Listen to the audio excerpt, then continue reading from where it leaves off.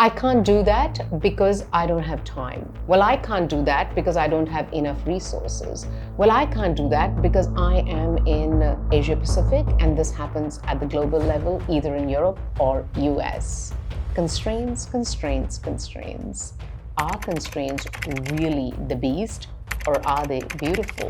Welcome to Thank God It's a Story Saturday weekly video series where I share stories with you that you can use to make your messages connect. Yes, I am doing a story series from the beautiful constraint because if there is one thing that is common in our world is always a new constraint. Right now, we're dealing with the tariff constraint. Now, I want to leave you with these stories from the beautiful constraint because somewhere they will inspire you and give you some very clear ideas and spark that thought in your head to overcome constraints all the time that you face. Okay, here are 3 short stories on constraint from the book. The very first one, online shoe shopping experience introduced by Zappos. Zappos introduced an online shoe shopping experience and then realized that, oh God, nobody is going to buy a shoe without trying. What are we going to do? We have a constraint. What do? They introduce 2 new dimensions to the Zappos experience. The very first one is we will pay for the shipping. So don't feel like that's an additional cost. Number 2, we will make it very, very easy for you to return. Now, if I look at a shoe, I really like it, and you'll pay for the shipping, and if I can't fit in it, you'll take it back, I will take that chance.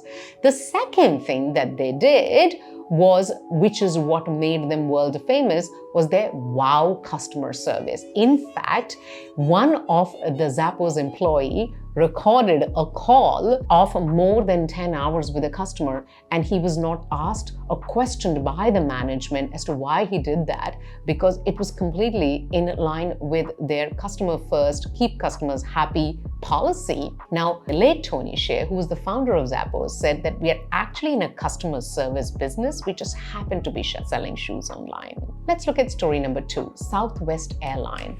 At one stage, somewhere in the 1970s, Southwest Airline lost one of their planes. Now they had 4 routes, 3 planes.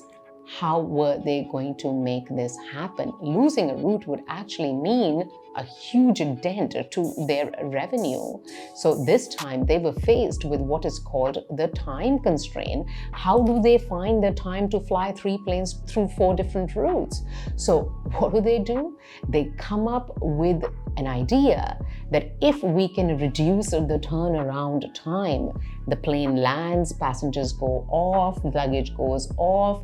The standard domestic airline turnaround time was 1 hour in the United States at that time, and they needed to bring it down to 10 minutes. If we can do that, we can fly 3 planes to 4 routes. So what did they do? They came up with new concepts such as unallocated seating. So there is no like your seat is here and that seat is there. People would just, whosoever comes sits down, and they manage to have great revenues for years to come. Story number 3 is from the Aravind Eye Hospitals. The founder set himself the ambition of delivering mass market, high quality eye surgery for poor Indians at a fraction of what a comparable operation would cost in the West. His obsession with efficiency famously led him to emulate the assembly line discipline he saw at the McDonald's Hamburger University.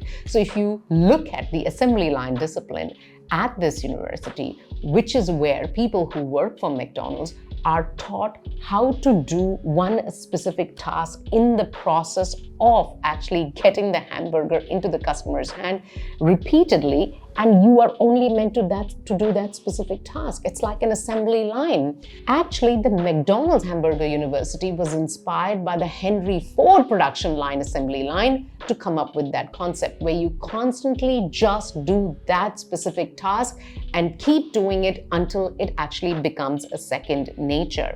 He brought the same principle to his eye hospital. Now Arvind can carry out 60% as many eye operations as Britain's NHS every year at 1,000th of the cost and with half the rate of surgical complications experienced in eye surgeries in the UK. What is common amongst all 3 stories? Each one of them had a constraint, but then they turned that constraint into a beautiful constraint. Now, sure, I'm not saying that every constraint is beautiful. If you are born in a specific place where there is downright poverty, those things are very, very challenging. But I am talking about constraints that we face with war, constraints that we face with tariffs, constraints that we face with time, and those sorts of things. What are we going to do to overcome those constraintful situations? If you have the desire and the will, you can turn those constraints into beautiful constraints. Stay story. I'll see you here next Saturday with another story.